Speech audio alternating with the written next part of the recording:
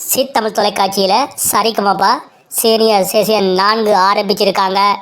இந்த நிகழ்வில் இலங்கையில் மலையகத்தில் இருந்து இந்திரஜித் என்கின்ற தமிழர் ஒருவர் கலந்து கொண்டு சிறப்பித்திருக்காரு. அசானி கில்மிசா ஸ்ரீலங்காவில் இருந்து கலந்துக்கிட்டு சி தமிழ் தொலைக்காட்சியில் கலக்கியிருந்தாங்க. கில்மிசாவாக முதலாவது வெற்றி கிண்ணத்தை தட்டி சென்றிருந்தாங்க. அதனை அடுத்து இப்போ நம்மட மலையகத்தில் இருந்து தமிழ் பையன் வந்து சேர்ந்திருக்கிறது, பாராட்டப்பட்டிருக்கிறது. அவர் வந்து எஸ்பியினுடைய ரசிகராக இருந்திருக்காரு. அவரோட நினைத்து அவருக்காக ஒரு பாடலை பாடியிருந்தார். அந்த மேடையில் அவர் கதறி அழுகின்றார்.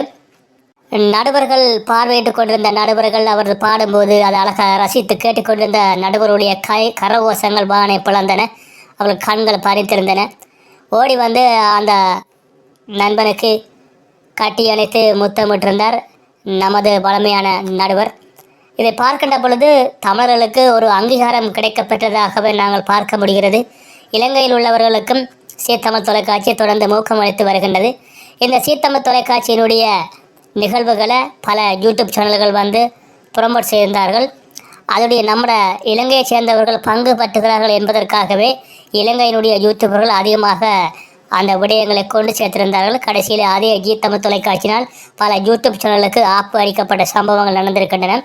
மேலும் எமது இலங்கை சேர்ந்த ஒருவர் இதில் பங்காற்றி இருக்கிறார், பாடுகிறார் என்கின்ற அடிப்படையில் அந்த வாலிபனுடைய திறமைகளை வெளிக்கொண்டுவர வேண்டிய நிகழ்வு எங்களுக்கு இருக்கிறது. அதனால் அந்த தம்பிக்கு இந்த இடத்தில் நமது வாழ்த்துக்களை தெரிவித்துக் கொள்வோம்.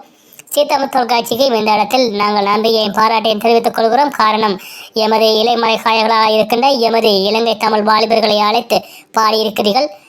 இந்திரஜித் அவர்கள் கலங்கி அழுகின்ற அந்த காட்சிகளை பார்க்கின்ற பொழுது நமக்கும் கண்ணீர்கள் வரவேற்றிருந்தன. நீங்கள் வெற்றி பெற்று மீண்டும் சாதனை நிலைநாட்ட வேண்டும். வெற்றி கிணத்தை தட்டி செல்லாவிட்டாலும் பரவாயில்லை, தொடர்ந்தும் இறுதி வரை இந்த நிகழ்வில் அசானியை போன்று நீங்களும் பாடுவீர்கள் என்ற நம்பிக்கையோடு நாங்கள் விடைபெற்றுக் கொள்கிறோம். மீண்டும் விரைவில் உங்களது செய்தியுடன் சந்திப்போம். நன்றி, வணக்கம்.